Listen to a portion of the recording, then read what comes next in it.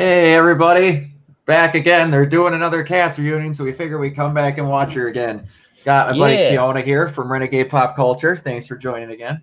Of course, man. You're from Renegade Pop Culture too, lest we forget. Oh yes, absolutely. I know I said it while we were offline, but I'm so glad that they got Ash Sorka out of whatever bunker that she lives in to get away from all forms of social media to be here, because Tali is my girl and she always will be. Agreed. Agreed. It's like Tali and Liara for me. Those are my two main. Also Miranda. I do love Miranda. Miranda is I good. actually love Jack too. I met Jack. I met Courtney Taylor at one of the conventions in Hawaii and stuff. That was super cool. Nice. She's so nice. Oh, I can imagine. She's such a cool person. I want to meet Yvonne Strahovski. I want to meet Ash Sorka, obviously, but I want to meet Yvonne Strahovski. Doesn't everyone want to meet Yvonne Strahovski? Oh, that's one of the things. Like, she's a person that should get more work than what she gets. Yeah, but she just sometimes has an agent that puts her in stuff like I, Frankenstein, so she kind of gets it. Oh, jeez. Yeah, you know what movie sounds great and we want you to be part of it? I, Frankenstein. Yeah, it's gonna really do wonders for your career. It's gonna revolutionize the industry. They've been talking about this cinematic universe. They're really gonna set it up in this one. No, they aren't.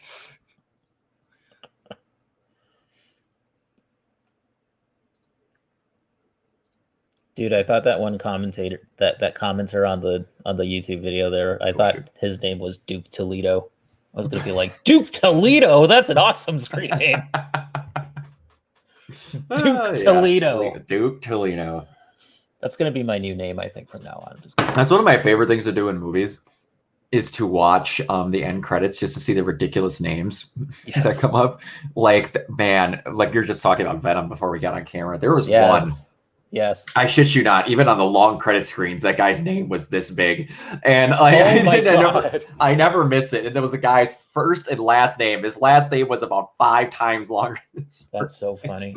It's like, I thought my old last name was kind of somewhat middle ground to spell when I was in like elementary school and stuff like that. And I get these people that have these last names of like, you were required to remember how to spell this?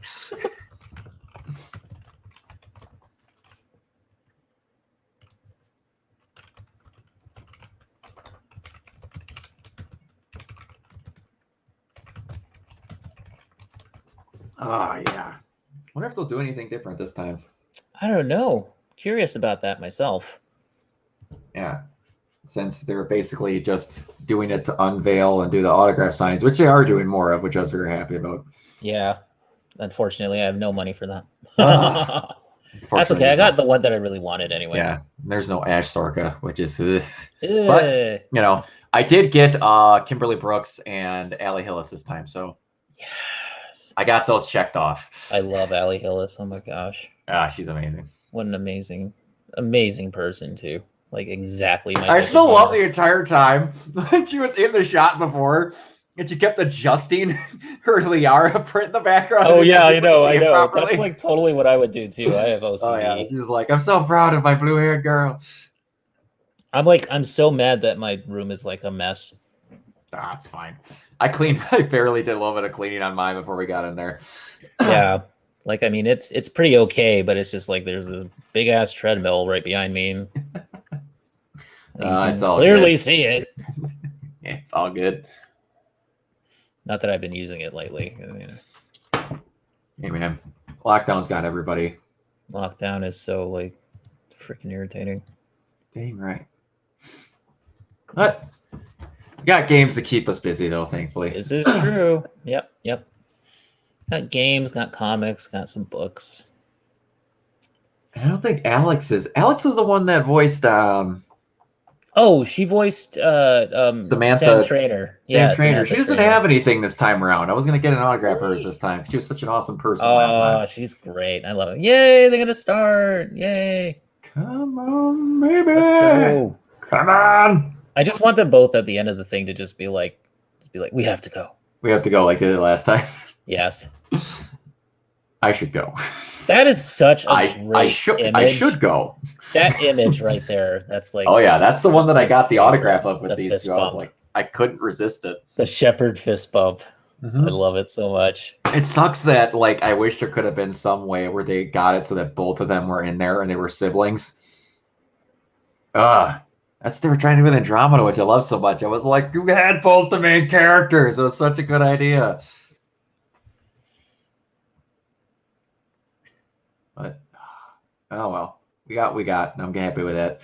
Yep, it'll be good to see them. Yeah, absolutely. You know what they could do? Boy, you know what they could do. If you wanted to choose that, you could choose in the previous trilogy if you played as male Shepard, then they would give you this Shepard and it was like his sister or something. Yes. So like you play as your old trilogy's sibling. Yes. That'd be amazing. That would be amazing, honestly. That way they could bring back Mark Mirage and Hale. I know. That would be amazing. They should have had like Mark Mirage, just like they could have had them like voice another supporting character or something. I mean, Mark Mirage does show up as like the Vorcha. Mm-hmm. And I'm pretty sure like a few other roles too. He is. Let's go, guys! Come on. Like let's do this. Where's Max? Where's Max when we need him? Let's go! Let's get it moving.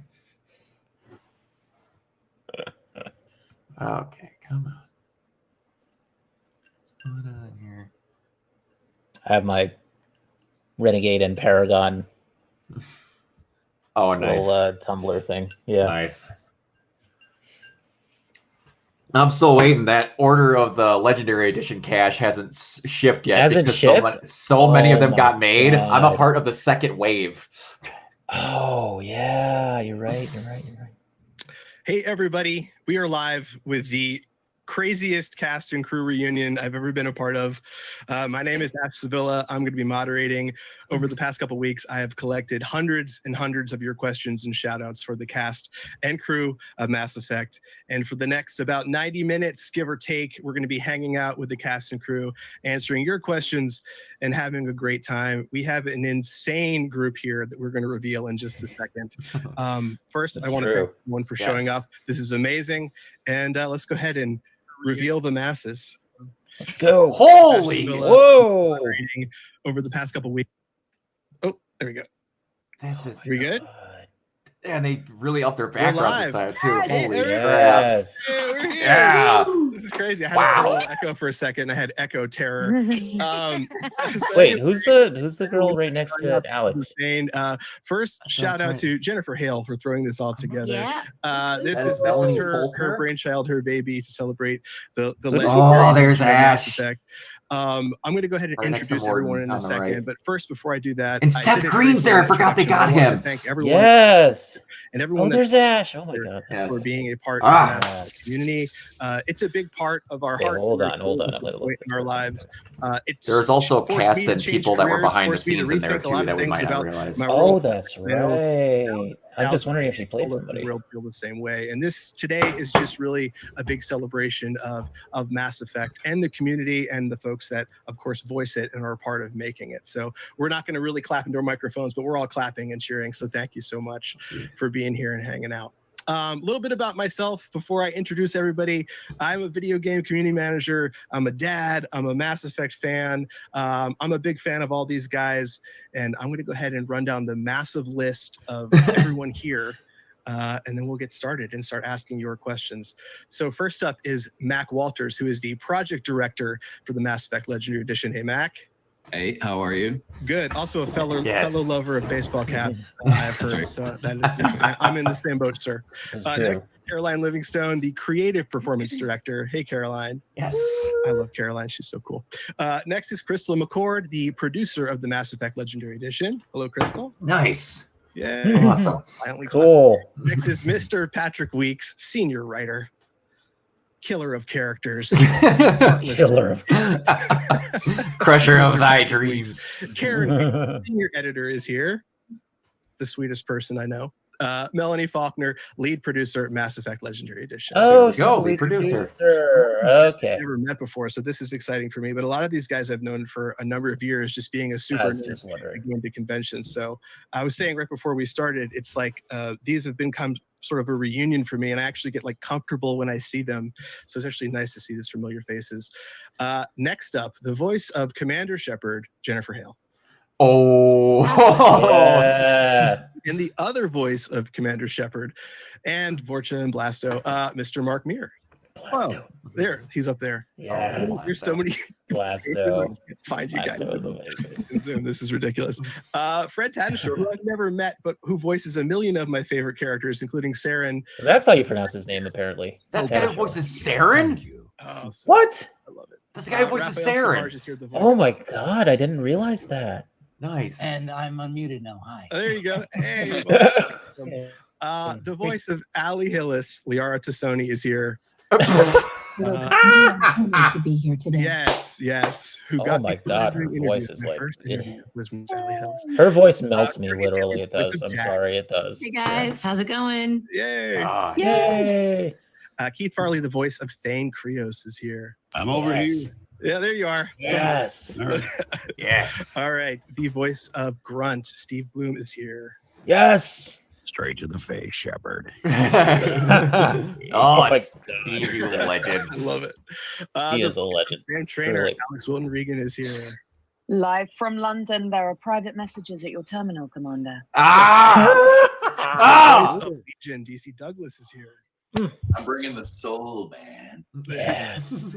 The voice of Ash Williams, Kimberly Brooks, is here. Yes. All due respect. You know you're gonna have to say it. I know. You know I you know. can't She's escape awesome. this without saying it. The voice of Morden, William Salyers, is here. Greetings. So, And Professor Dr. And the Octavius voice in of Marvel Tali. Spider-Man. Ash Yes. Smith is here. Yay. Yes! The girl! Have you? I had to anyway, you were hard to find, but I found you. And we're here. I'm here. I'm so excited. The voice of Joker, Mr. Seth Green, is here. I don't Yes. touch. My bones are very brittle. It, man. This is so great. Oz from So, Buffy. like I said, and of course, behind the scenes, we have Mr. Ryan Green. Special shout out to Ryan Green for making us all look and sound okay. Thumbs up to you, Ryan. You're doing an awesome job. We appreciate you.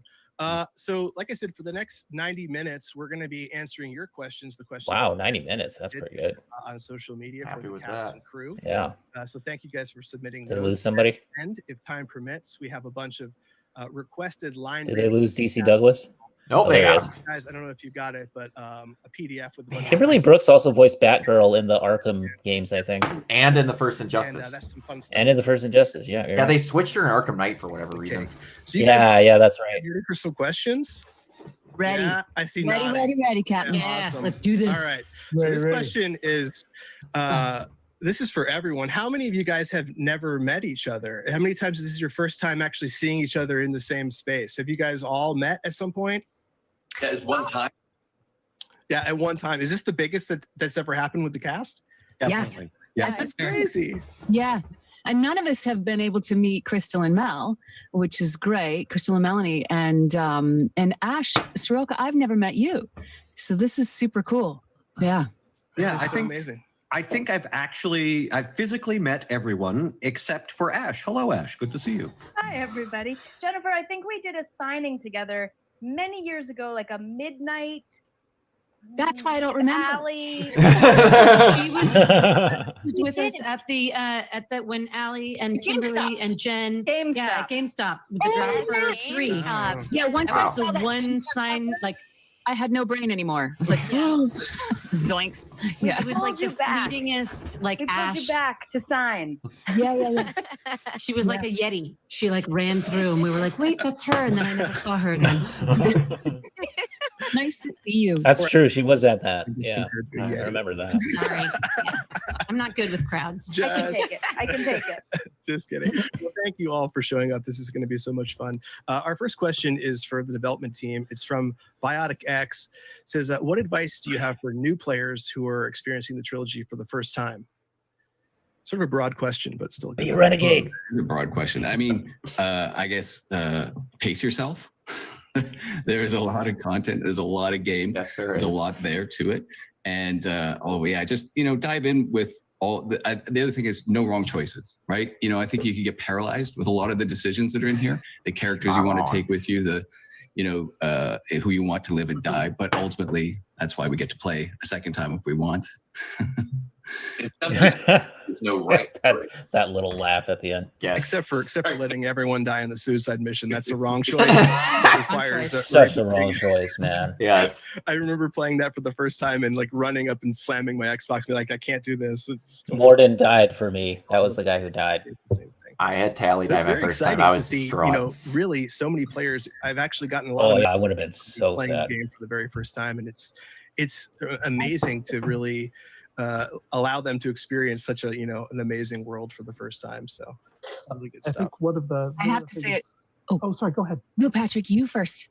One of the things that's been really, really cool for Karen and for me has been, it's been long enough since Mass Effect came out that we're actually getting to see our kids play it. They're playing the Legendary Edition, and it's all new for them. And so Thanks for making me feel old. We're going to go watch them go through it and go, oh, hey, look, Dad wrote that part. Oh, this thing over here. You talk to this person. I would feel Don't hang out in ancient. the elevators. Dad wrote that. But yeah, our youngest was born.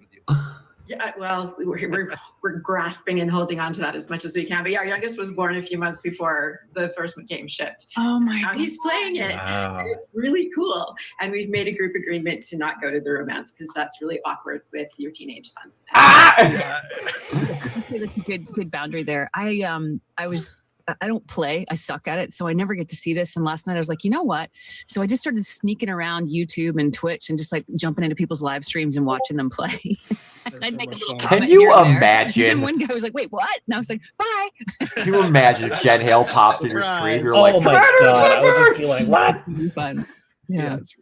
So the next I question, love their voice sounds so good, even over Zoom or whatever. It's like these names are going to be fantastic, by the way. Oh yeah. that's so just crazy talent. As someone who's been acting since he was a little kid, what drew you to the character of Joker, and would you ever want to play him again? Who wouldn't? Yeah. What drew me to the character was the whole concept of the game, quite frankly. Seth Creed is awesome. Games, and this was one of the most sophisticated mechanics I'd ever heard pitched, and it was such a cool idea for the player to not just be able to play so many different trees of adventure, but also to be able to stack up your reputation and gather important story points that were going to carry all the way through your adventure, even through multiple iterations of it. I just thought that was such a new and exciting idea that I wanted to be a part of the game. And for the character, they really just cast me based on what they agreed was my most recognizable personality. There I you go. Sort of. There you go. Down for it and gonna get you there safe, but Super also serious. gonna Just give a you really some rude kind guy. of smart ass remark and not agree to dance. Amazing. So He has one of the best moments in the second entire part of the trilogy question, too. if the opportunity ever presented itself, would you ever want to play Joker or a robot version of Joker again? Sure, I love the character actually, and if there was some more to expand on it, if the writers had a idea they wanted to explore, I'd be down for that. That's But awesome. Mass also, Effect 4. Yeah, this character. Or would it be 5 I'm technically? sure everyone's but experienced. They the would same call thing. it 4. It's a different kind of I have a fan feeling they call it that 4. approaches you about this project because they've spent hours and hours and hours in a very intimate exchange with you that you haven't been a part of, but they have experienced nonetheless. And so whenever anybody approaches me about this game, it's usually like we've fought a war together. I hugged a lot of strangers. Yeah, absolutely. It's great. That's the benefit of it. You get an interaction with fans that you never get as a performer in any other experience. Yeah. Seth, you're also a really big fan of NASA and space exploration and science in your personal life. Not that I stalk you or anything, but I know this about you. I'm pretty out and proud about this stuff. There you go. So did Mass Effect in some way inspire you to feel even more passionate about that? Or were you a huge space guy prior to to even being a part of Mass Effect? Oh yeah, I've been a space guy since I was a little kid, Since you're and a little I got the reality that human beings were like, I guess if we shoot this and play, then we're in space. That's a staggering accomplishment on any level. So I've loved that and been inspired by that, and then getting the opportunity to see the human beings that are turning the wrench or making the calculations, that's thrilling to me. So I've jumped at it any chance. It is super cool. I'm totally there with you. Next question is for Ash, not me, the other Ash, from Sheila B. Says, Tali is a fan favorite character. With the state of the world today, with masks and such, do you think her story will be even more impactful now than it was before? Nice. Thanks. That's such a great question. I hope so. I would hope that anything that we're doing here is going to have a positive impact on a bigger level. I think ultimately that's why most of us do what we do, because we hope we reach people in different ways and deeper ways. And hopefully Tali is an inspiration in courage and bravery and standing up for what's right and thinking about the greater good. So I sure hope so. Yeah, I like that question a lot too, because, all of us for the past year, we've had to experience a little bit of, Tali's predicament, right? With having to cover up fear of germs and just, when I first played the game many, many years ago, it never really dawned on me that was something that I would ever have to worry about. And now, it's like, wow, the past, year plus, all of us have had to worry and kind of face the same, not the same thing that Tali went through, but a similar experience. So it was a really interesting question. So thank you, Sheila B. Absolutely. Yeah. Thank you, Sheila. Next question is for the dev team from Beverly. Beverly asks, the trilogy is such a wonderful piece of art and such a joy to play. How was the original idea of Mass Effect even formulated? There's so much lore and history. How was it all developed? So that's going to the Wayback Machine. And again, a very broad question. Very broad question. It was interesting. We just had a sort of last team meeting, and we got the pleasure of spending it with Greg Zeschuk, who was one of the founders, of course, of BioWare. We invited him to it, and he was regaling us with the stories of the inception of Mass Effect. And it was pretty funny because, you'd imagine this sort of well laid out, drawing boards everywhere of everything. And he's like, no, it was basically just a napkin sketch at a Greek taverna with himself, Ray, and Casey going, we want to do a space opera. We want to do our own. And then it took off. But, the question about lore, I think, is a great one because the process of that is so organic throughout the course of development. I think a lot of people think you build the world and you tell the stories, but so much of the lore I find comes from character development and story development. Like we will start writing a character, like if I'm doing Rex or Garrus in the first one, they're there to really represent the species for the first time to anyone who experiences it, right? And so you'll be writing a story about them, and then you'll be like, I really want to tell the story. Let's add it to the lore. And that's how it builds up over the course of an entire game. And then of course we do all the, those giant codex entries at the end. But the idea is if you save those as late as you can, then you can pull from the stories, pull from the characters and the meaningful moments, and then build out the lore from there. But it's ongoing, and it just keeps going. And then the fans take over, and they've got all their ideas, and I love it. That's awesome. Yeah, I mean, it's such the world is so dense in so many wonderful. Patrick, didn't you write a bunch of the old codex entries? Wasn't that one of your first things? Yeah, I came in after Mac fell down the stairs. Oh yeah. And they needed a junior writer to come in for a few months while Mac got back on his feet. I wonder what they got to do to voice that. Stairs. Yeah. That's the story it's become. I literally had with all the codex entries, that voice guy that does all the reading.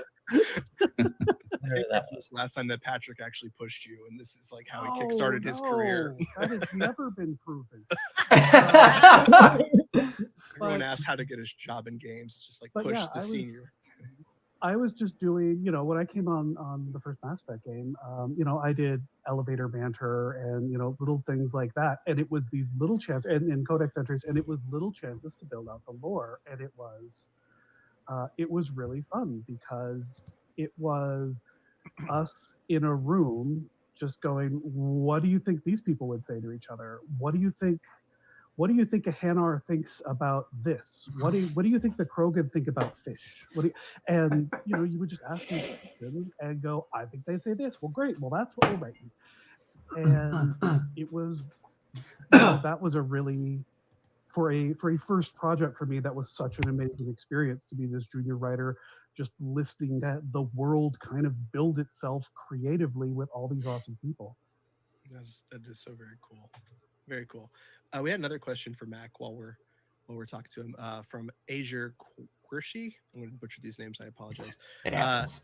Ajer asks if there was a scrapped game mechanic or idea you wish would have stayed in the original trilogy, which would it be? Mechanic, I don't know. I mean, we did try multiplayer in every single version of it, and we only got it to work in 3. But I would say, and this is just super personal and selfish, so I'll say it. So we had all these plots laid out in Mass Effect 1, which we call global plots. So they would literally take you from planet to planet to planet to planet, and they were outside the core sort of critical path, right? Okay. And they were these sprawling stories that we got to tell, and we pulled out a lot of really interesting concepts and ideas that eventually did make it into the game, but all of the global plots actually ended up getting cut just for time, right? In the end, sort of thing. So I go back, I have, Visio diagrams and spreadsheets and all the stuff of how all these plots came together, and then we just cut it. But so that's my own personal. It happens. Stuff happens. Anybody else on the team have any either plot threads or ideas that They were could use that stuff in Mass Effect 4. you wanted to see Good in there? It's okay if not. Everyone's like, I don't know, don't talk about this. Oh, there was the whole Joker romance option. Yeah, there you that go. I left on the table. Could you There's imagine? some love in his future, which is Yes. cool. Which I feel like he and Jack might hook up. I don't know. Yes. I could see Yeah, that. Oh could Lord, see can I that. see that? Can you imagine the Lots pillow of talk between Yeah, those they two? have a volatile chemistry, but it's a chemistry, yeah. So the next question is from Sean. Howie Hillis is all into it. Sean, Yeah. if you all had to take a long distance road trip with 2 squad mates, which squad mates would you go on the road trip with and why? So I don't know. This is going to be hard because it's a question I for would 20 go with people. Rex and Grant because Oh at God. least one of us will not survive the trip, but the stories will be epic. True. I would Good go answer. with Broshep because that's a whole other multiverse option, right? Mhm. And probably Joker because we need someone to drive so we can talk. True. That's a good one. That's a good choice. Yeah, I'd go I'm in with- that car. Yeah. I think I'd go with Shepard and Shepard because that could get interesting. Yeah, Oh, yeah. those two. They both Double romancers, so romance that would be options. oh Yeah, boy, right, that both that'd be some Shepards. fun nights in the hotel. I'd like to be the meat in a shepherd sandwich. It's probably pretty straightforward, but Wow. Shepard and Edie. Yes. Yeah. There we go. Hey, I'm sometimes sure the obvious Or answer is a not good answer. Choosing Legion because it's like having Siri with you. I don't get it. I wanted to go with Jack and Morden because the drive would never lack for things to talk about True. at length, quickly. At length. And Jack because you wouldn't pay for the room. Well, you don't know how you'd get the room, but you wouldn't be paying for it. Yeah, true. awesome. Assuming that all of these people are our squad, I would take Patrick and Karen because then we'd be sure to have the best adventures. Yes, very clever. Very True. clever. I would take Morden because there'd be singing. Picturing Morden singing Bohemian and Rhapsody. friendship just to have this thing happen in the room that I get for free. There you go. Kasumi I would be think I'd fun too. Stuck with, yeah, Yes. I think I'd be stuck with Sovereign because I'd want to fuse with the car. You know, Very true. I'm driving now. No, I'm not. Sorry. Oh my God, it's so great. You remember how everybody thought it was Mark Hamill who did the voice in Final Fantasy VII Remake, Yeah. You guys, I do these whenever I moderate. but it was actually Fred Again, I'll- Tatasciore. So everyone that sent a shout out or a question, I'll just email them out to you guys. You guys can look through them at your leisure. So even if your question doesn't get picked, the cast and the developers still have a chance to read through everything and see all the nice things you guys said. Nice. Because there's a lot of really great and personal stories that people shared and allowed us to share with you guys. So the first one is from Emma the Carrion. And Emma says, all my life I've been in and out of surgery, getting cancers removed, and generally Oh. fixing my body. Since playing Mass Effect and getting my own N7 jacket, I've worn it every time I've needed surgery since. I'm going for surgery That number is awesome. 17 in a few days. and at the age of 25, I'm proudly wearing my jacket to remind myself that I'm stronger than I know. I'm Commander Shepard, and I've got this. Thank you, Mass Effect and Shepard. For God dang it, that made me cry. Emma, oh my God. Oh, wow. In spirit, and you do have this. You have this a million times over, and I'm going to see you so strong and healthy, and I'm so grateful you're part of our community. Thank you. Yeah, thank you, Emma, and thank you for sharing that story. Thank you, There's Emma. a lot of And I believe that Emma, if it's the same Emma Vicarian, Emma is the one who you may have seen did a lovely drawing of all of us in the style of that famous Oscars selfie. Yes. All of us as ourselves, but some of us armor and whatnot. Yeah, Oh, so wow. very, I saw that I picture. love That that. was really good. I love that. Oh, picture. that's awesome. Thank you. Yeah, thank you, Emma. This next question is from Robot Gobot for Ali Hillis. It says, seeing how Asari live a very, very long time, how open are you to one day maybe reprising your role as Liara? She's in the trailer. Yeah. I mean, I think She's like, it's probably already been answered a million times over at every con I go to. I love that question because I think all of us have had such a great time working for BioWare and helping to put this incredible story together time after time in every game. And she's a character that is very close to my heart. It was such a great opportunity in this particular game to create these characters, because in some games that we work on, the character's already been created. Sometimes it's already been voiced by someone else. But this was a group effort in that when I first went into the booth to voice Liara for the first time, the only thing I've seen of her was pretty much, I thought of Mac, I'm like a napkin drawing, I just saw this sort of like rendering of her, and we slowly kind of came to the voice and came to the presence. And I'm sure we all have a similar story with our characters, but just to have planted the original seed with everyone here and having it be such a collaborative effort. She's really close to my heart. That's why I created a flat Liara. Oh, that's not she's gonna go with what? now. I thought that was like a background. So did I. Yes. No, I got crafty. That's awesome. That's amazing. got crafty. I would love to bring Liara back anytime. I mean, hey, she can live a really long time, guys. That was is an out of body true. Very experience. I exciting. seriously Well, I thought she think was that's like the answer pulling at everyone's hoping to hear. her No line one wants art. to hear you say never again.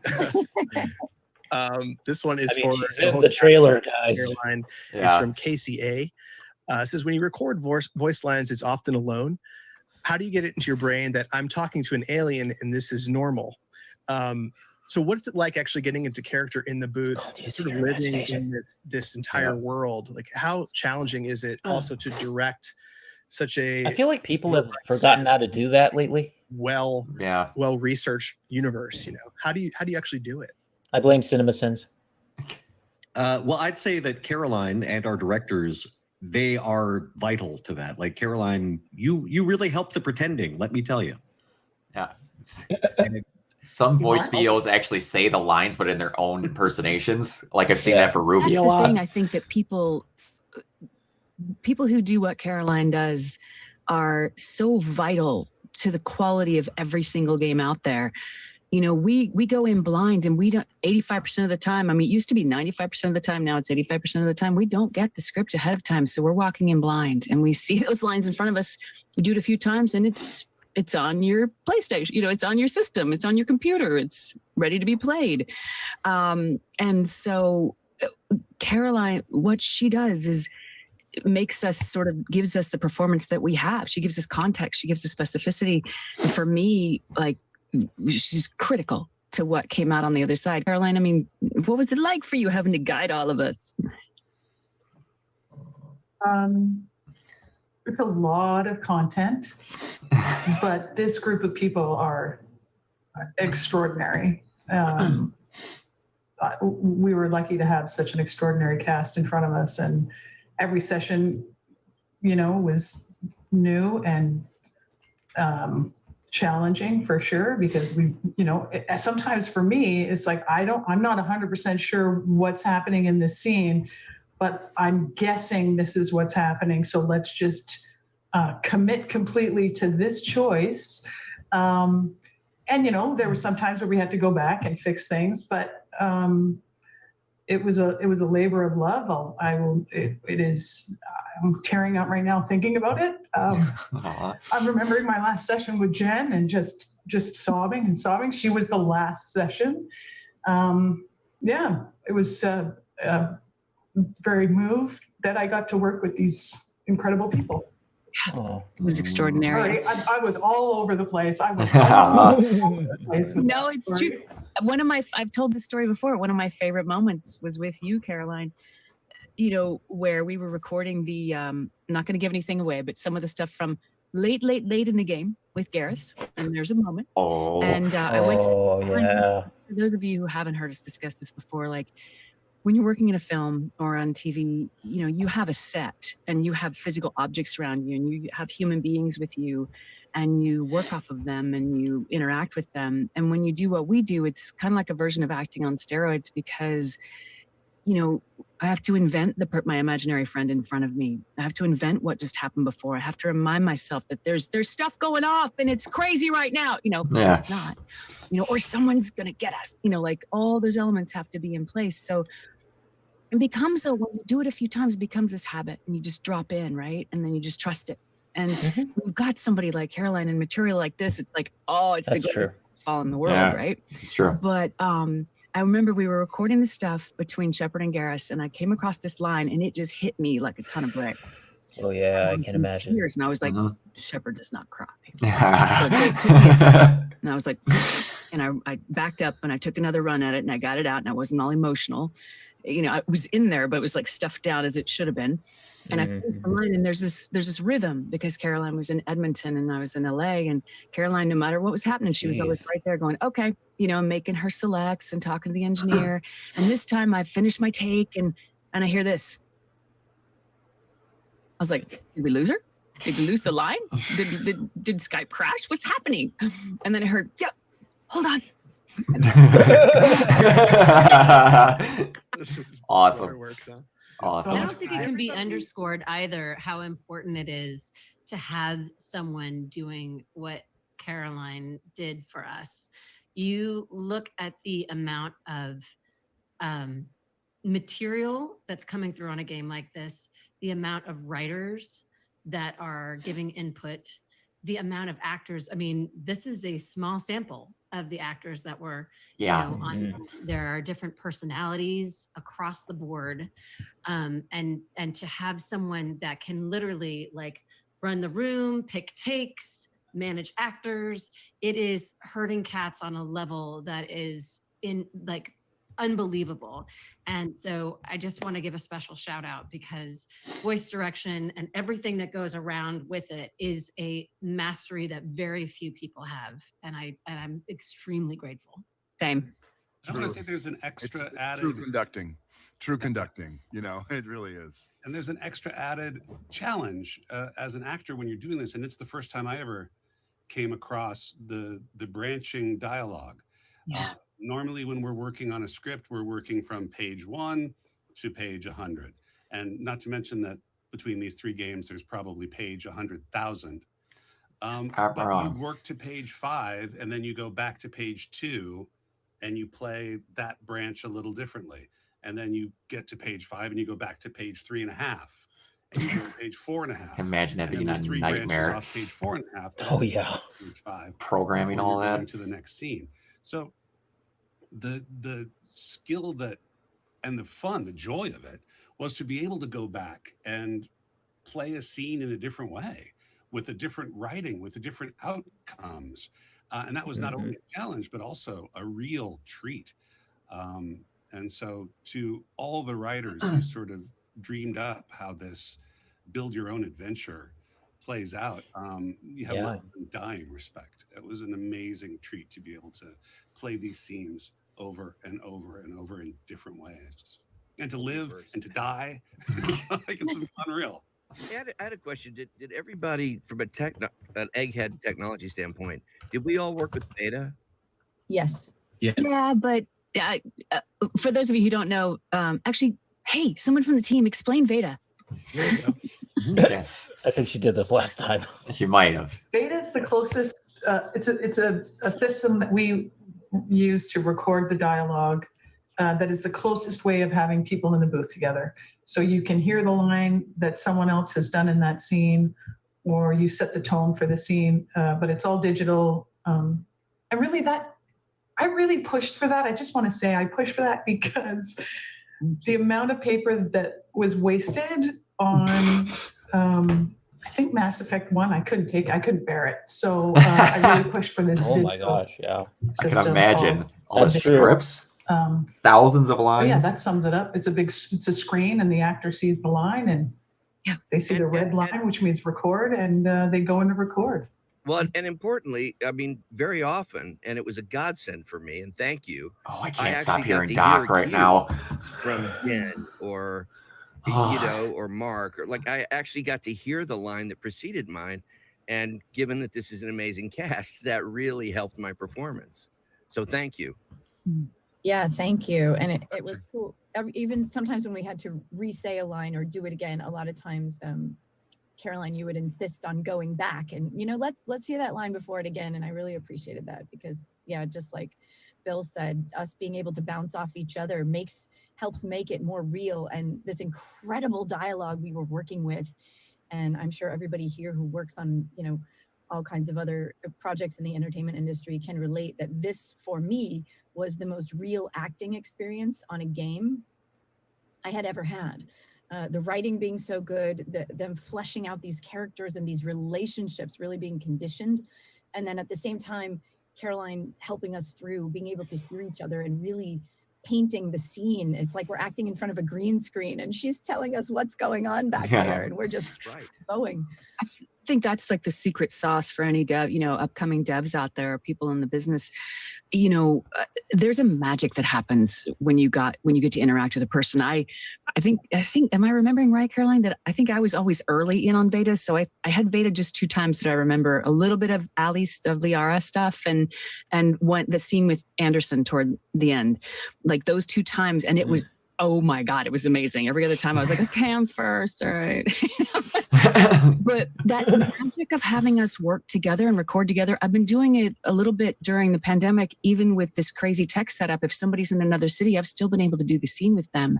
And it just elevates it. It's that magic that you get when you don't know. There's a little unknown in there and it just, it lifts it up. Yeah, the plus of that is that just from a scheduling standpoint, it's nearly impossible to get people together, even during the pandemic in our own home booth. So that system, I forgot until everybody mentioned it, but it really, we're all very good at pretend. We're all really good at imagination. But there's also only so much you can do, which is why you need great material and why a great director is critical. But that extra bit of being able to hear the person you're performing with or have someone who's already set the level, maybe to the detriment of the person who has to set the tone. Yeah. But it was incredibly beneficial. It really, really helped. I think Trisha and I only got to be in the booth together 1 time, and it was for like a piece of promotional video that we were shooting at the same time. Oh my God. We actually got to record a scene together. We were like, oh my God, it's the best thing ever. Even though I needed to stand on a stool. She's a tall. About reacting. Oh, I'm sorry. Go ahead. Trisha is a tall girl. She's the best. Yeah, but I'll just jump on the thank you all of you who put this together for making it so much easier for us, and then everybody who got on the Veda before me. Thanks for that. I mean, as a huge fan, it's also one of the first games that the performances really stood out to me when I was first playing the original Mass Effect. And I was just like, God, this is like brilliant performances by the whole cast. And it really started making me, as a person who's just consuming a ton of video games and talking about them all the time, really pay attention to who is in my games now. And now a lot of people really pay attention to who's in the games, you know, which stars are together. And I think it really did so much for voice acting in the game space. So I'm giving you guys applause for that, because I think it really, you know, it kind of set the bar high, but also people really started to admire the performances and all the work being done. So really good stuff. Yeah, allowed everybody to react appropriately too. You know what I mean? Just to be Right. able to respond, and that's such Well- a huge part of acting is being able to be in the realistically the same space together. You know? Yeah. Well, and even as an actor, this opportunity to do this kind of material in games just didn't exist. Oh, never. I've never had for me, I never had a villain part that was complicated like that. In a game, never before. Nice. It was really interesting. And the relationships, right? I mean, that's the thing that I always go back to, which is I find so fascinating, is that Mass Effect brought more women into gaming than any other games before it, and obviously just the again, the writing is what gave us so much ballast and the complexity of those relationships, which, you know, even in a dark room all by yourself with someone behind bulletproof glass, and of course, you know, Caroline there to kind of help guide the way. But those relationships were really kind of such a North Star, and really set this apart from so much kind of running and shooting and gunning and killing, which is, you know, fine on any given day. But it was, you know, again, the relationships are kind of what kept it so so grounded. You know, Ralph, you just reminded me of something. What I noticed just in the times that I got to be around, you know, in the before times when I was around people and fans and stuff, was that there was a huge hunger among, you know, women in the gaming world for something they could really jump into and sink their teeth into. They were starving for something that fed them what they deserved and needed. I'm curious about, you know, from the dev team, where did this decision happen to make the male and female player identical and to break that barrier like that? Like, who did that? I want to thank you. That come to be. Yeah. Yeah, I think that would probably go back to the core team, like Casey, Preston, Drew, the lead writer at the time. I mean, I think that was part of that. You know, role playing has that role playing games traditionally have that. We want you to feel like you can step into a role. That's the whole point, right? I want to imagine something, and then I want to be that, right? And so having the Shepards on parody, I think, was just, you know, key to that. And, you know, I think there's probably more we could have done to it, but it was great. I know as a writer, when I was writing for the Shepards, right, I was able to, it took a while. I think every writer, you know, it takes you a while to get into it, but eventually I just had this sort of sense of, you know, these great commonalities between, you know, whether it was male Shep, female Shep, it didn't matter. You were a great, you know, protagonist, period, full stop, right? And that's where it was. And then, you know, you get to put in the fun, you know, romances or different options for male or female or something like that. But otherwise, just a strong character first and foremost. Yeah. And it was so inclusive. Like the inclusiveness of this feels so intentional, you know? Yeah. Yeah. At a time where people weren't even really using that word. I mean, you look back when Mass Effect came out, I don't think I had ever heard anyone use the term inclusive. And now I think it very much did set the bar for inclusivity and, you know, just there's so much love and respect between the characters, and it's just, you know, I've said it before, but it's just so well written. It's just a beautiful space opera. Yeah. Like, as a fan of sci-fi, if you look at Mass Effect, you're slack-jawed. Like, what is this amazing, you know, universe that's been created? So, hats off to everyone. Love it was Ash. I was just gonna say it was a literal game changer. Yeah. I've been waiting to say that. Sorry, I've been waiting to give that one. That was good. All the way from London. That's good. I'm done. Bye. Yeah. I think another one though. This is another where I'll call it Caroline, make her uncomfortable. It's like she often would come to us as writers and challenge us and say, "Do you really need another male character to do this? Why are we recording another male character for this?" As an example, right? And she pushed that very early, and you know, to the betterment of everything that we created, and to start a whole revolution in gaming. You know? Yeah. And I think that one thing that as a little baby writer coming onto Mass Effect 1, what really struck me as someone who had played a lot of games and was like, oh, and now I get to help write words for them, how awesome, was just how big it was and how huge it was, and how if, again, anything you wanted to have Shepard do, you had to make sure it worked for male Shepard, and you had to make sure it worked for female Shepard. And you know, as much as it's really nice hearing people praise the writers, for me, it was such a huge effort. Like Karen and Cookie and all of the editors across the trilogy, making sure that Shepard sounded consistent.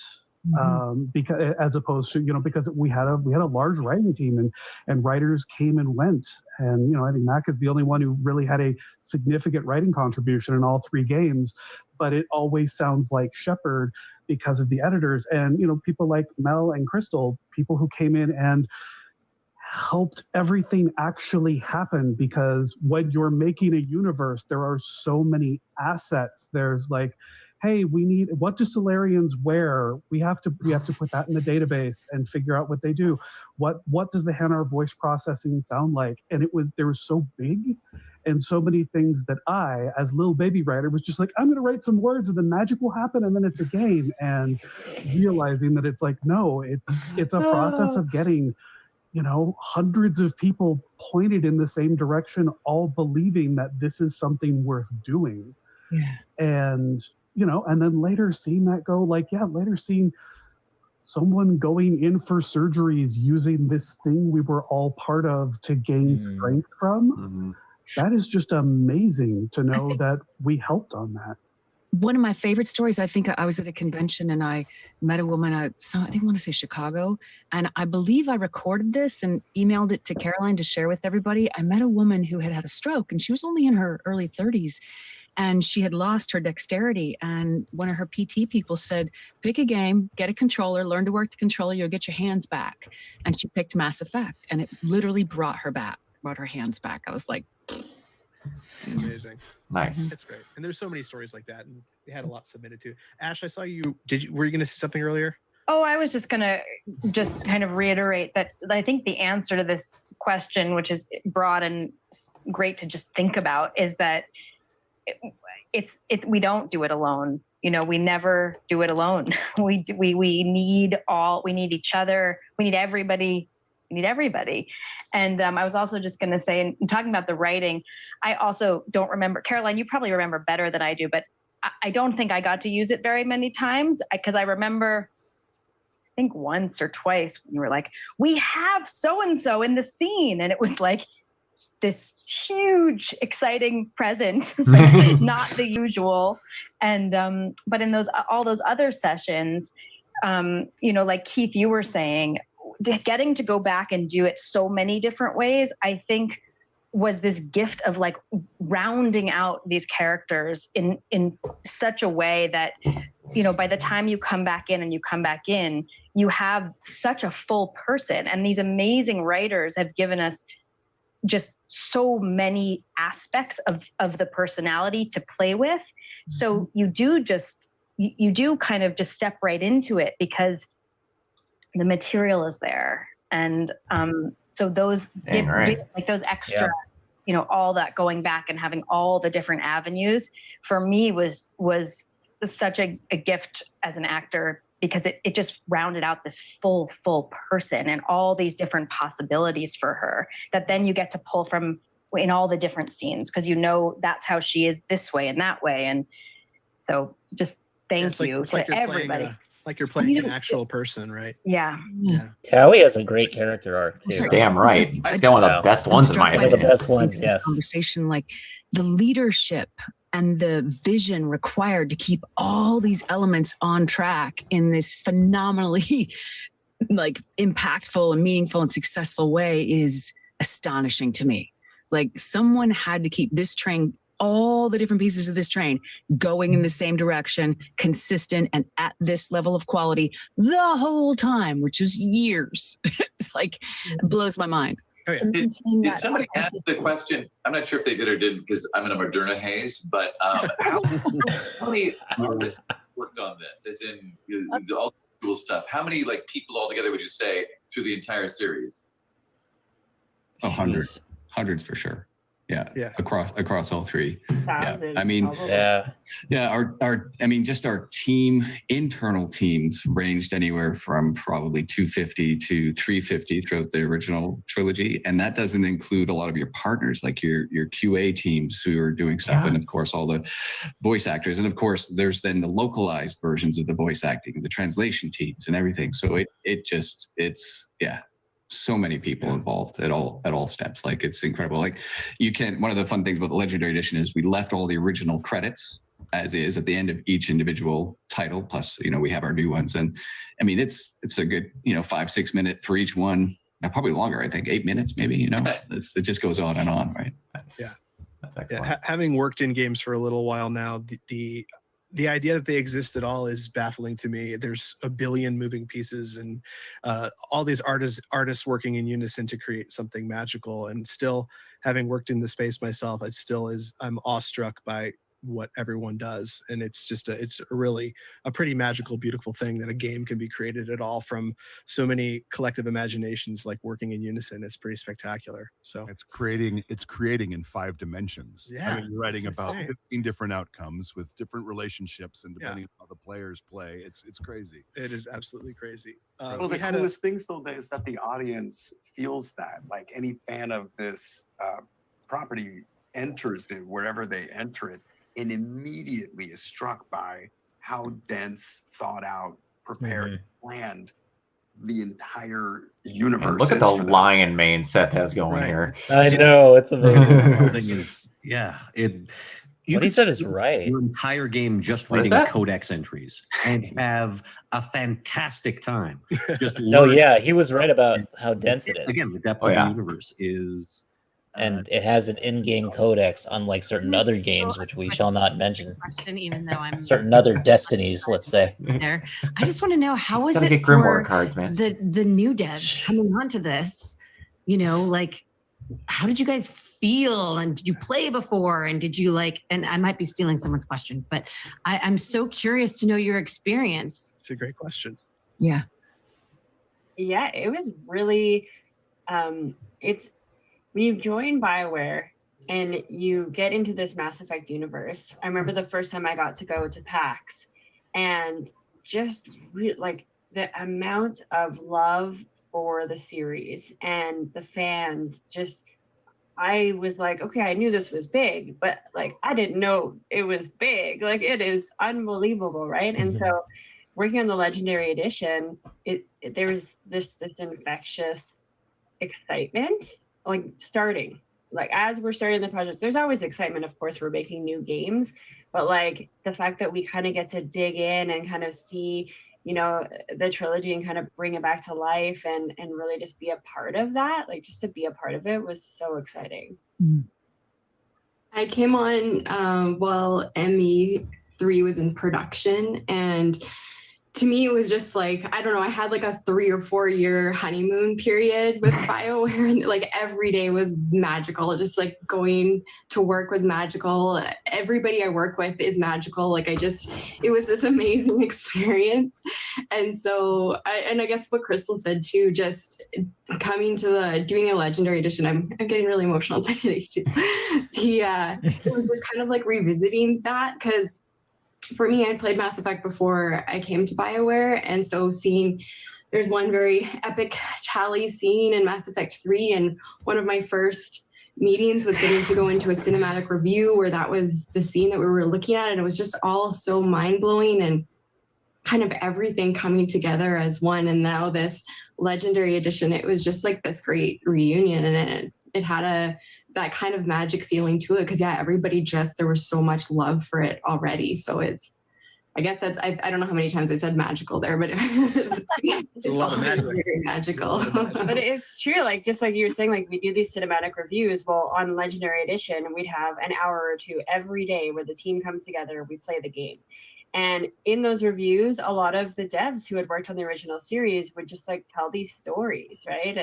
And that was really fun to kind of hear all the inside stories of the creation. Oh yeah, when we made this, or did you know this? And it's really fun to kind of just be a part of that and hear all of those stories come back. That's so fantastic. And you're talking about all the magic, and I think the game released at a perfect time where all of us, meaning society in general, sort of needs a little bit more magic right now. And I think, perfect timing. We all need a little bit extra love. We all need some magic. We all need some space. So let's enjoy the trilogy. But yeah, I mean, so many thanks from all of us for you guys, putting this legendary edition out. I haven't gotten a chance to play yet, but I'm dying to. I'm like, as soon as this is over, I'm like, unplug, go play. So True. I have a question from Same thing I'm gonna be doing. For everybody. So this is another big question. It says, during the last N7 day reunion, they all shared beautiful and emotional crying stories. I would love to hear some funny stories about development or voicing. I want to hear bursting out in laughter because there are plenty of moments of laughter throughout the trilogy. So do you guys have any particularly funny moments, either from the workplace, from the booth, fan interactions, anything crazy? I have an easy, silly one to get the ball rolling, which was, I did not realize that Alex Wilton Regan could do accents. And I remember this.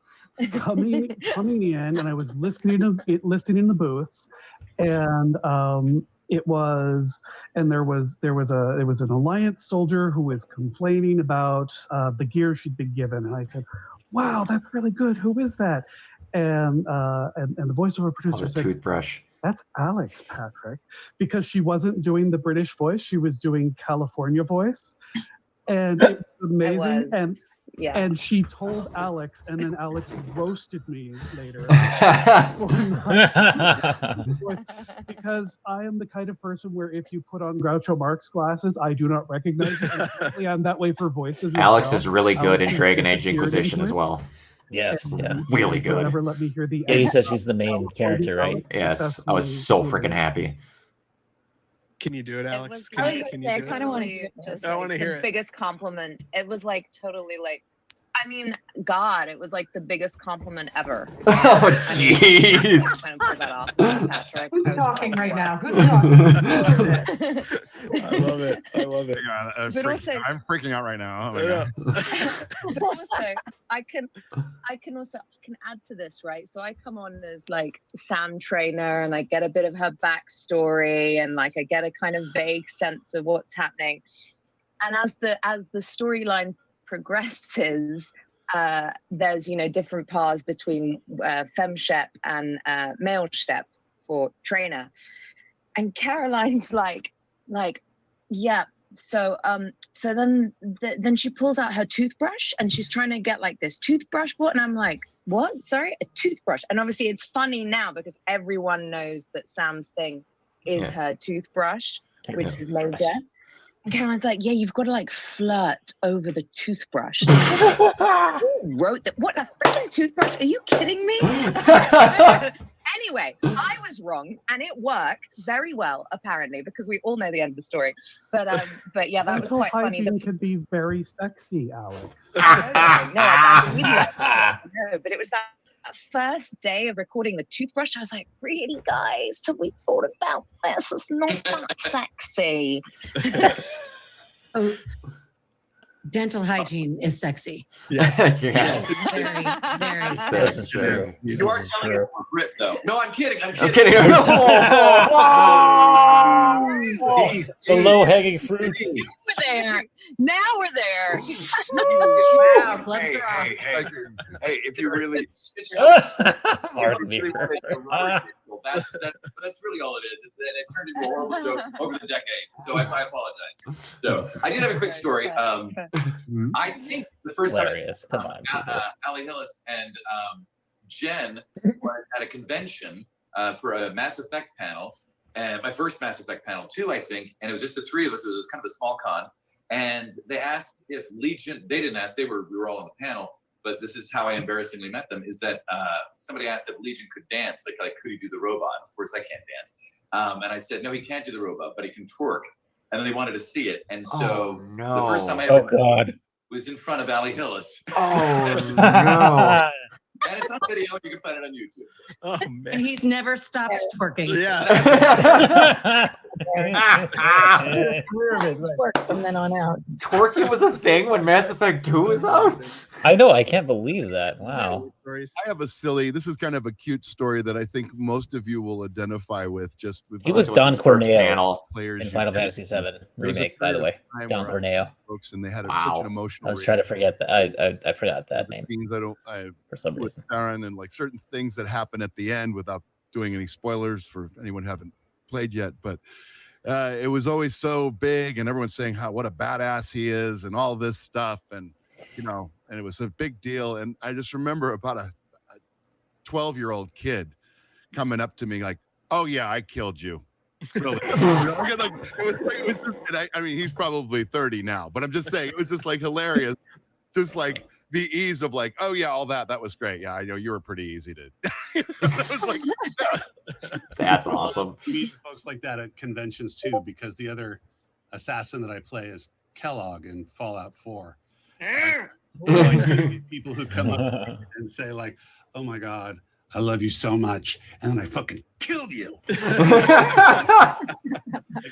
what happens. And the other one was the first time I met Jen. We were at a meeting together and we'd never met before, and I went up to her afterwards and I was like, "Hey, it's really, really great to meet you. I know you don't know me, but we made out in a video game." Awkward conversations at weddings and things like that, where it's been, before the bride is walking down the aisle and I'm sitting there, like, "Oh, this is so wonderful." And somebody like leans over and is like, "Psst, you Jack from Mass Effect?" And I'm like, yeah. Mm-hmm. And they're like, "Nice to meet you. Just had sex with you." Oh no! This woman down the aisle and get, come on, like, give me a couple more glasses of champagne. But I also, sorry, I also was in a convention in New Zealand, and I went to dinner with a couple people from Game of Thrones, one of whom is a Kiwi and the other one's quite famous in England. And there was like we're going to this restaurant and like it's kind of amazing. It's like, like the homeless guy on the streets like waking up, and because they're national figures, and so everyone's making this huge deal about it. We go and we sit down and people in the restaurant are like turning around and being like, that's the girl from Game of Thrones, that's the girl from Whale Rider. And I'm sort of feeling like, I'm just, here, nobody. And I look around in the restaurant and there's just one guy in the corner and he's got an N7 shirt on. Just looking at me and he's like, "Yeah, there you go." Guy. I love you guys. It is so reassuring when you go someplace and you see that N7, right? It's like, there's your people, right? Okay, I have a question for the cast members, because I don't know if Jennifer Hale has done this to all of you, or if it's just that she does it to the devs. I don't know, show of hands, if Jen has ever made you do push-ups. What? It's just you guys. Okay, Wow, it's just you, Patrick. Wow, so apparently it's just us. us. You'll know the trend. It's the devs that need the push-up. You know what you need? Okay, we need to get your energy levels up. We need to kind of clear everything out. We need, get the chakras aligned. Let's just drop into 10 right now. It'll make you feel so much better. What? She knows my arms are made hilarious.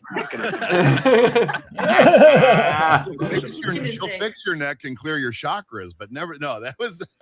One of my favorite editing files that I ever had was a Mass Effect file, and it was before Seth was coming in just for a session, and we got to get all the Joker lines ready to go. And I opened up this file, and it was just 25 lines of the word shit over and over and over again. Perfect. I don't need to do anything to it. It's great. Have fun. I felt like I had a lot of really fun things to do on these games. The thing I remember the most, didn't we do like a track that's 60 seconds of laughing, like escalating, building, laughing, right? And we were like, what if this just lasted the whole time?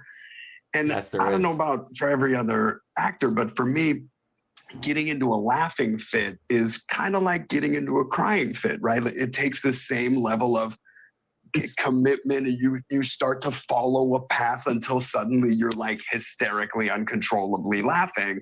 Yeah. But it is the same as crying. So I remember It's something looking in 2 or 3. I through can't the remember what glass, scene it is, and I'm but in it at this Yeah. point. I'm like built deep into the like, and somewhere in there. And I make eye contact, and I can see from the other side of the booth, and they're like, like that's plenty. We got it. Like that's plenty. You got it. And I was like, okay.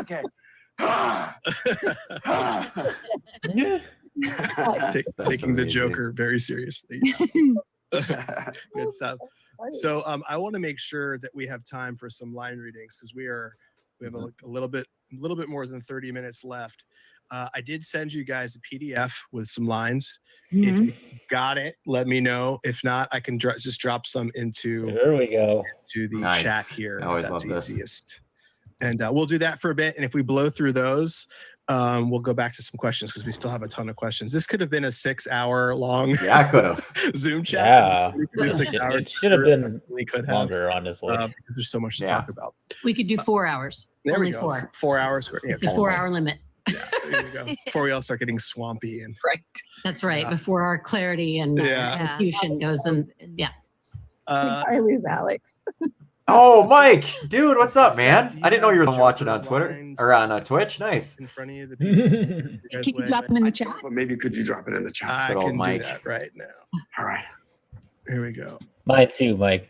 I think the craziest thing that Mark and I had to deal with was how many times we had to say, "I should go." Yeah, I can imagine, Yes. dear Lord. I should go. I should go. Caroline kept and I track of kind the amount use of that as variations. shorthand when I needed to go to the bathroom. I would just stop around and go. I have to go. I need to go. Whenever you're ready, Seth. We're going to do some lines, just some fun line readings that you guys suggested. So thank you for sending these our way. And thanks to the cast for performing. This is so fun to see. Hey, which Mark, you want to take this one or you want to? Sure, yeah. Let's trade off on Shepard. Sounds perfect. Okay. So I can. So this is number 1. Yes. Yeah, number 1. Number It's 1. in the chat. Oh Let's God. start with number 1. Gonna make that face. I love his face. His Yes. Seth, you It's such all a good to go? face for the characters. I know it's so great. Yes. Are we reading together? Do you guys have different lines than I have, or is it just this Shepard line? It's just Shepard joke. Yeah. There's a couple of little Shepard interjections there, but this is all about Joker. So let's make sure you're set. Got it. Yes, thank you. I'm sorry. Caroline, can you count us in? Count us in, Caroline. Yeah, an action. Good job. Good. Look, you remember to zip up your flight suit on the way back from the bathroom. That's good. First I line just from shot us halfway everyone. across the galaxy to hit a target the size of a pinhead. So that's incredible. I can see where this is going. You did a background check. So I'll tell you what I told Captain Anderson. You want me to fly this ship? I'm not good. I'm not even great. I am the best goddamn pilot in the whole alliance. Top of my class in flight school. I earned that. All those commendations in my life, I earned every single one. They weren't even given to me as charity for my disease. You're sick? Oh, you didn't know. Ah, crap. So good. Yay! Yes. His line reading. That just Losing killed my me. dirty mind over that. Love it. Oh my God. Oh, it's a privilege. Thank you so much. Allie, do you have yours? Did you get that? Here. All right. So these are just some very wonderful Liara lines. Yeah. Hey, Caroline, can we hear you in action? Oh yeah.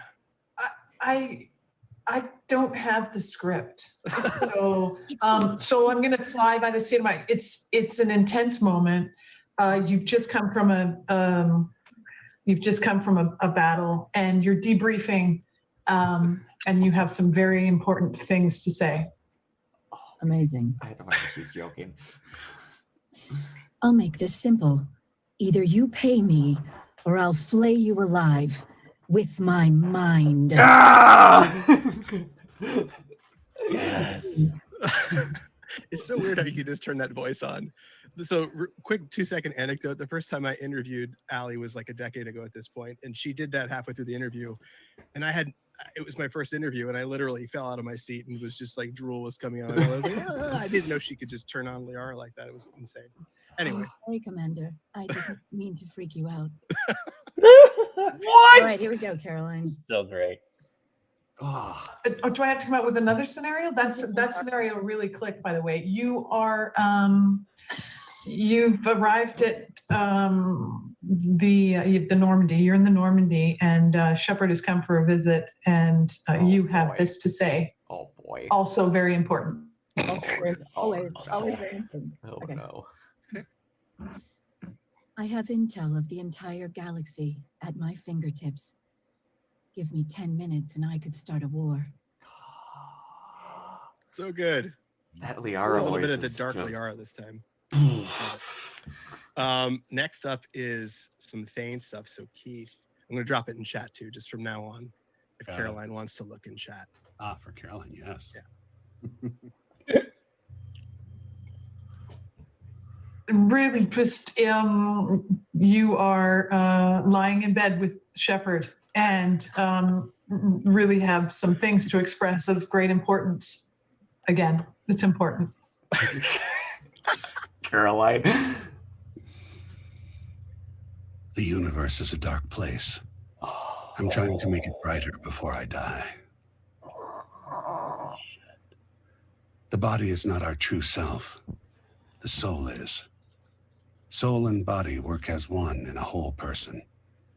When the soul is weakened by despair or fear, when the body is ill or injured, the individual is disconnected, no longer whole. Please pass the mozzarella sticks. Fantastic. Fantastic. Thank you so much. All right, dropping this one in chat. Next up is I'm going to do that at every single restaurant I go to from now on. I think it's cut off, actually. Oh, is it cut off? It's the famous line. I was Yeah, copy. that's I was why- copy. that's why I paste. asked. Can you All pass right, the mozzarella sticks? All right. Good. Would love to have run test on seashells.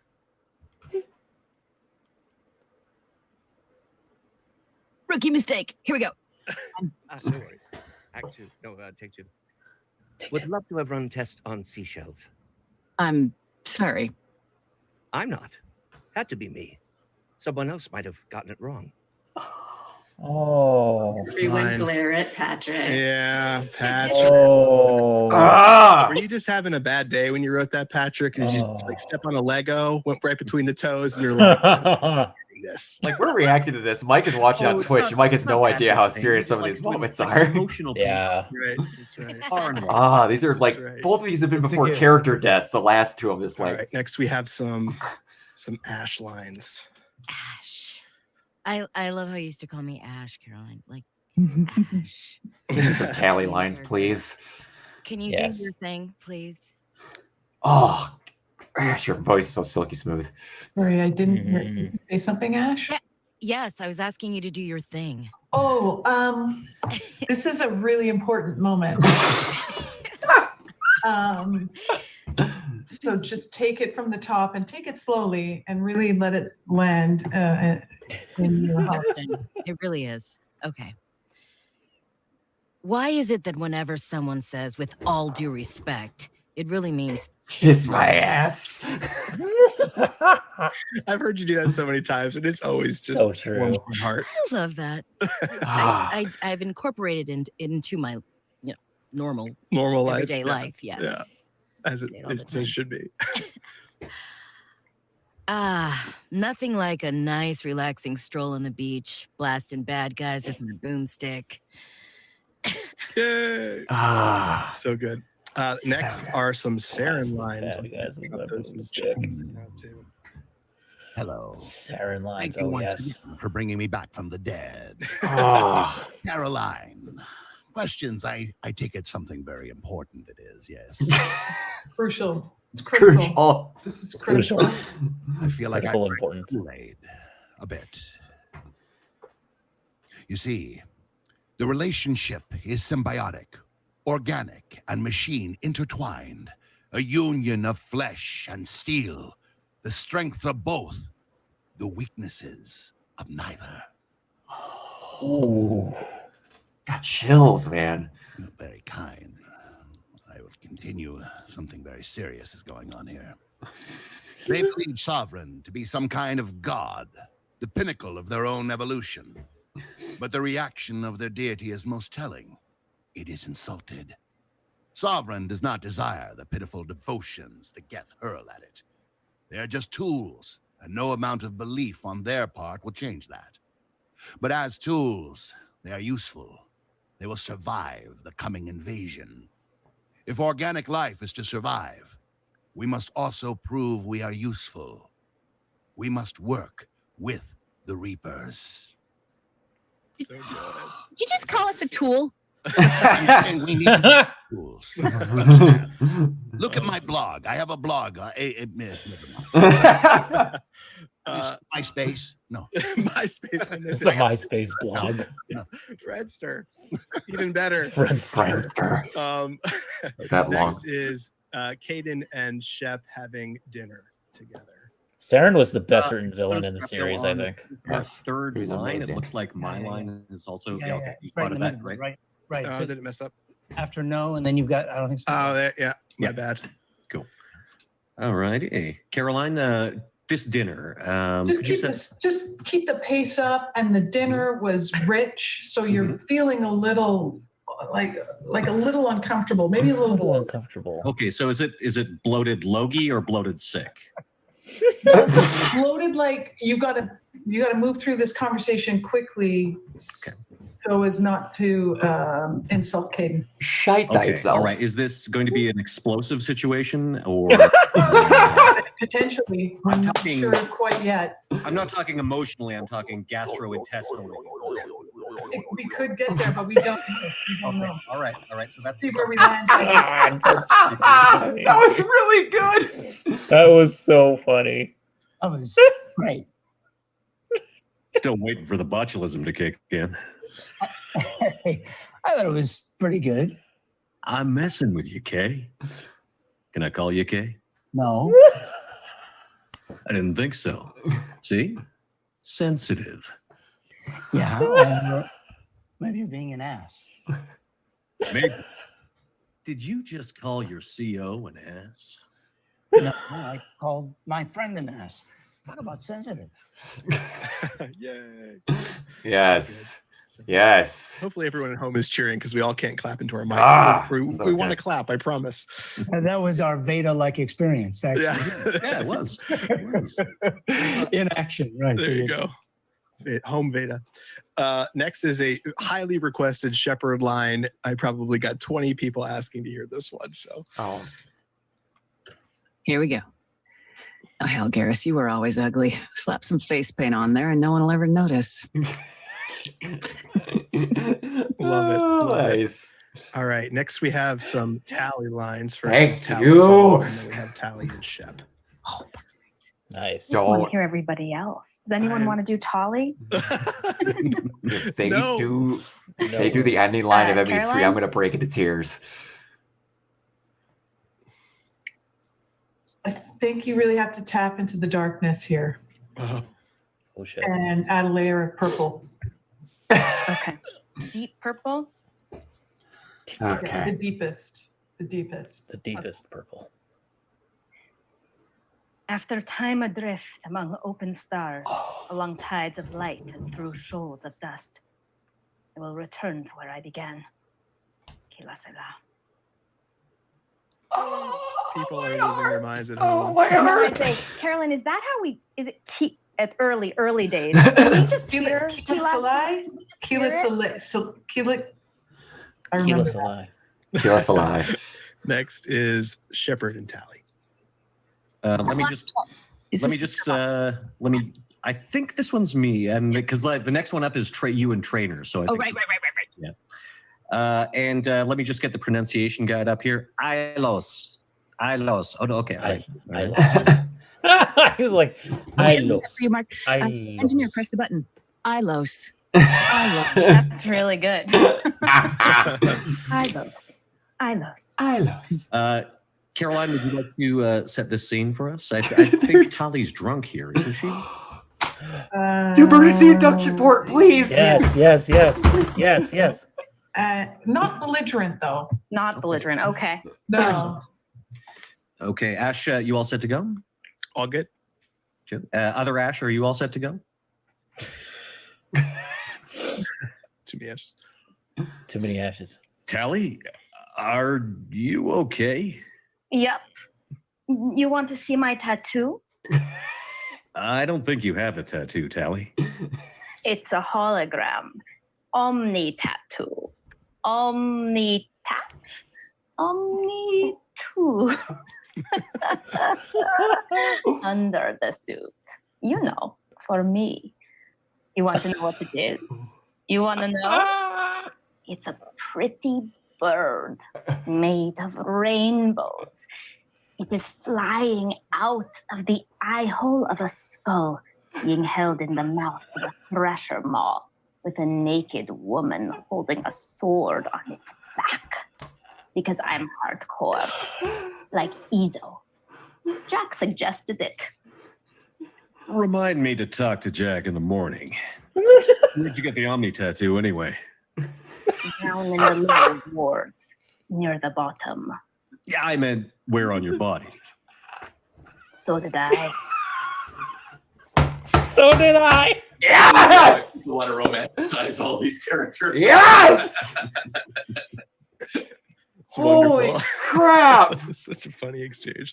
I love it. Holy God, her Tali voice is hot. I thought she had partial Oh, voice modification God, to that hit tattoo? that Oh, voice. man. It's all just That is her. fantastic.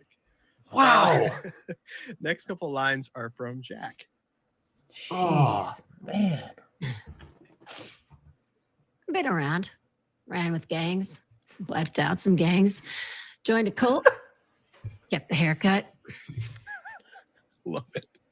I love it. And because I always skip the line I'm supposed to be working on, I'll go back to the one that I was supposed to start with. Turns out, mess with someone's head enough, you can turn a scared little kid into an all-powerful bitch. Yes. Fantastic. Love it. Yeah. Love it. All losing I love your minds. Jack. The next set is Shepard and Trainer interacting. Oh God. Yeah.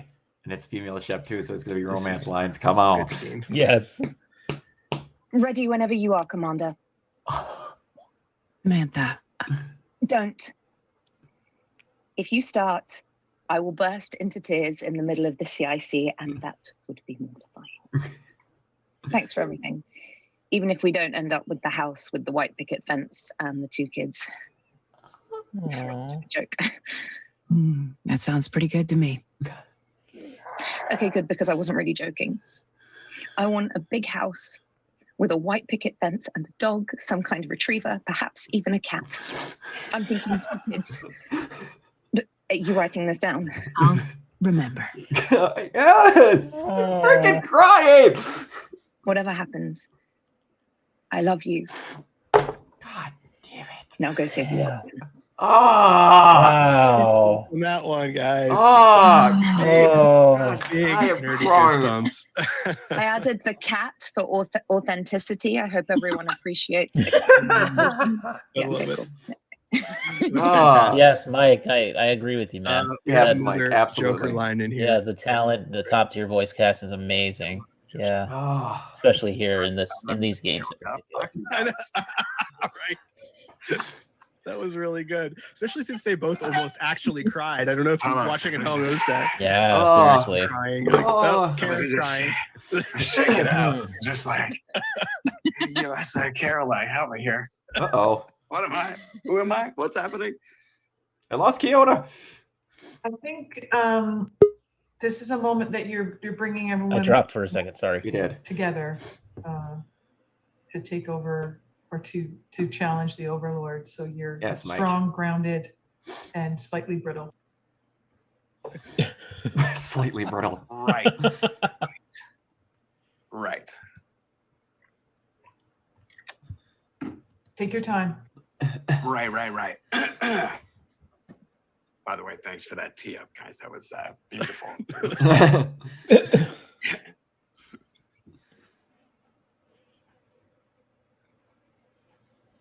Yeah, great. See, this is how it all starts. When we're all just organic batteries, guess who they'll blame? Oh, this is all Joker's fault. What a tool he was. And they're computing pi because he plugged into the overload. All right, we've got a collection of grunt classics next. Yes. Here we go. Mark and Jen, will you join me in the second line? 100%. Okay. All right. I have to find it. I'll do the first one first. It's very complicated. Shepard.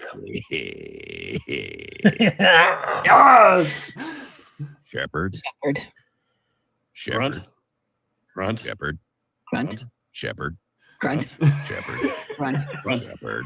Grunt. Grunt. Mad Hanar can't wear sweaters. I don't remember anything after I ate the lamb. Oh wait, there's one I forgot to paste in there. Oh, paste it. Seriously, paste it. Thank you, Shepard. There we go. You gave me purpose. Now let's find something big to kill. Yes. All right. So next we have some Legion. Hey, so I'm going to do something a little different here. You don't need to paste anything because you're good. I'm not good. I'm not good at reading right now, but I will. I got one sentence here. You ready? Here we go. There we go. 7 minutes. Oh, sorry, wrong game. Yes! Yes! You beautiful bastard! You got a Wesker light in. Tali, could I get you to answer my question? You'll understand. Just answer how you would answer. Are you ready? Here we go.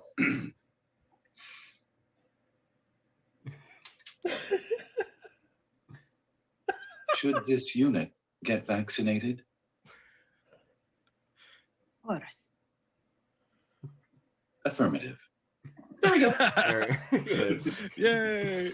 I ended up feeling okay with that Moderna today, by the way. That's hilarious, man. I went to free Advil, and that's brought it back down. It was getting really kind of weird. So, but you guys are weird as well, so it's hard to say which one. We're a weird crew. He's so great, and then he like puts the light on his head too. That's just We're gonna go ahead and close out with. We did this one last time, but it's so good. I just had to kind of hear it again. This is Shepard's line. Oh, of course. Shall we share this, Jennifer? Do you want to go back and forth sentence by sentence, or? Yes, let's do that. Let's do that. Love that idea. Okay. Let's see. Who did the last Shepard? I don't know. We did it together. I'll start. Here we go. Go ahead. Maybe you're right, Maybe we can't win this. but we'll fight you regardless. Just like we did Sovereign. Just like I'm doing now. However insignificant we may be, We will fight. we will sacrifice. And we will find a way. That's what humans do. Yay. So good. Oh, Thank you guys. That so was the line that got me, man. Unbelievable. We are almost out of time, but I am going to close it out with one last question. This is for everyone. How do you think Mass Effect will be viewed and received in the next 10 to 20 years? So what do you think the legacy really well, because there's going to be another one. Exactly. The gaming world is going to be groundbreaking. It's going to be remembered as a piece of history, a game changer. It is. Yeah. And I think it sparked some other things that it broke down barriers. It opened the door to all peoples, and I think it's a powerful, powerful community. And I think in a marketplace that often goes, from the AAA stuff for the biggest bottom line, this game went for the biggest soul and the greatest story and the hugest commitment. And I think that's part of why it landed so well. Wow, really great Perhaps answer. broke 10. Anybody else? So I really think it'll just continue to age really well. That's why this new release is so exciting, because people can discover it at any point. I think all of us that work in any animation or other gaming, sometimes there's a shelf life to things, and sometimes stuff has an opportunity to transcend generations, right? Where you played it, now you can play it with your kids, and then your kids become completely consumed by it. I think Mass Effect has that same opportunity. I'm just going to trail that. I was thinking the same thing. I think it will actually hold up beautifully. It's Damn well, evergreen and it's so original.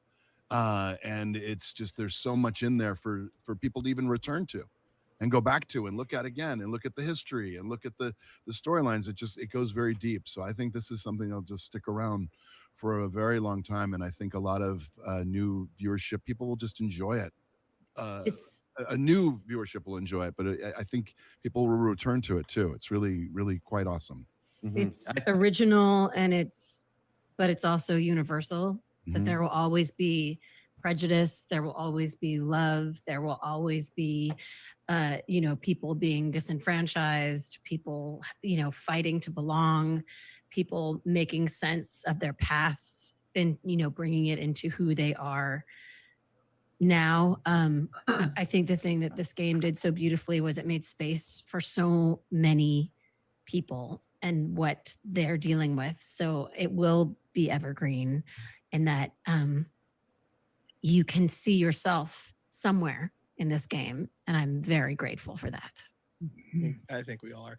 Well, guys, we are almost out of time. I wanted to thank you sincerely, myself, the whole community. Thanks you guys for taking hours out of your day to do this. Thank you guys for making something that we all really love and cherish that's brought joy to so many people. You guys are all fantastic. I know a lot of the cast are doing signings, so make sure you check on their social statuses, and they'll have links to their signing schedules, and you guys can get stuff signed. That's happening right after this, I think in about a half an hour. So make sure you follow them there, get yourself stuff signed. It has been an honor and a pleasure to talk to all of you guys. I think the world of you. And again, thank you all so much. And I know the community thanks you as well. So you guys have been great. Thank you, everyone. Thank you. Ash. Thank you. Thank you. So happy I got to Probably see Ash in can't here. be overstated. Like Me the too. community is so big and global. Absolutely, it is Raina. one of the most powerful Absolutely. that I've ever been greeted with, and it is such And a Seven Forever, indeed. to get to be a part I have of the it. So freaking dog thanks. tags right here, That's so baby. I always keep them right next to me Yeah. right there. It's the most amazing group of fans ever. The kindest, sweetest people, and we're all so grateful. I'm so grateful. Indeed. we all And are. I'd just like to say on behalf of everyone, we should go. Yeah! Yeah! Olay. On the Citadel. Well done, Mark. Thanks, everyone. Well done. Appreciate it. Everybody. Guys. Bye, everybody. Gonna keep talking. All right. So, okay, yeah, that was great. Man, that was we got great. that was That great. was We had awesome. 10 people, 11 people at one point watching that with us. Whoever watched, Yeah. awesome. Thank you. Mike, Thank you, I'm glad guys. you were there. Raina, since you're someone that commented, you Yep. came from my YouTube channel, so I greatly appreciate you. Just watch more stuff. Awesome that you commented, and I greatly appreciate your comment. That was very awesome of you. Before Yes, thank you, Raina. that was I got to hear Ash do Tali lines live. You got to hear DC Douglas throw in a Wesker line, dude. I lost That my was shit. freaking I thought he cool. was gonna do Wesker's Legion, and I was gonna lose it. Oh yeah, I totally thought so too. But yeah, Fellow Moderna guy, by the way, he got the Moderna as well. Same here. Absolutely. Yeah, we're Moderna people. That's what it is. Oh my god, imagine if like society just like separated itself into tribes of like No. vaccines. Dude, Yeah. don't even will that into existence because that could happen. Don't. That could even. totally happen. I know. Oh my gosh, but That's crazy. Yeah. Oh, they got me with the last Shepard bit because I was just like, I was holding it together for like the whole thing until then. I was like the jacket story I absolutely loved, and man, I was hoping they were going to have one of the Endgame trilogies. Like, I kid you not, I would have had to get off this camera if the line between Shepard and Tali would have been the whole "I already have a home." Yes, I'd have been gone. I kid you not, I would have had to shut off this camera. But yeah, it was amazing. I forgot how just in detail she goes into talking about describing that freaking tattoo. I know, I forgot that too. Oh, and the Thane with the mozzarella sticks thing. Oh, that was hilarious. amazing. Was that I didn't romance Thane. Was that from the actual game, or was that something that he just added? assume that's something he ad-libbed because I've never romanced Thane, but Yeah, I've never romanced. I almost did because Thane has like an awesome story. Like, what an amazing character. You get to see him in the afterlife in the Citadel DLC. Like he comes in as this ghost in the last moment. I'm just like, what? When like because they have the party and you're oh, if you romance him, I guess. If you romance him and you do the Citadel DLC after the whole Kai Lang thing where he gets killed, you're having the moment where they're like it was their best times and your romance is there. Holy like his shit. ghost comes on your shoulder and talks to you. No. It's so damn cool. I'm gonna have to do that. Yeah, it's amazing. It's really good.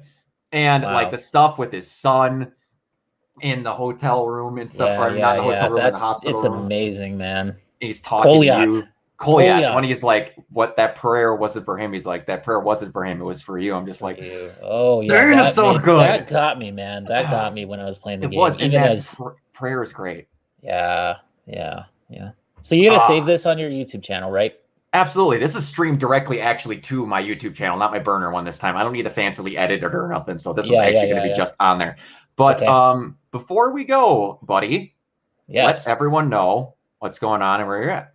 Of course, guys. Okay, so you can find us on renegadepopculture.com. That's where we have all of our stuff, all of our episodes, all of our show notes, all of our articles and stuff like that. Might be some changes come to the website. I'm not sure. We're going to be talking about that, and we're going to be working that out on our own. But yeah, so, we got fresh takes featuring Brock and featuring Mike. And Mike, thank you for also commenting as well. Yeah. So that's really cool. And then we have the Facebook group, which is facebook.com/group/RPC42. If you guys would like to join us, please go ahead and send us a request. I'm sorry I can't make it public for some reason, but it's weird. You can go ahead and just send us a request. We'll let you in. Okay, and then on Twitter and Facebook, official pages are at Ren Pop Culture, REN Pop Culture. So Ren, not Stimpy, so I say. And you can find me on Instagram, Neoplasmic24, also on Steam. If you want to add me up, please do. On Xbox, I'm just Neoplasmic, if you want to add me on there. And on PlayStation, I'm Neoplasmic47806. So nice. Yep. All right. And you can find me everywhere at Organoid Zero. You're perfectly. That was a lot of fun, man. That was fun, dude. That was a lot of fun. Yeah. I'm glad. I want them to do stuff like this more often. I give or take. All of them are incredibly busy at all times. But it's just.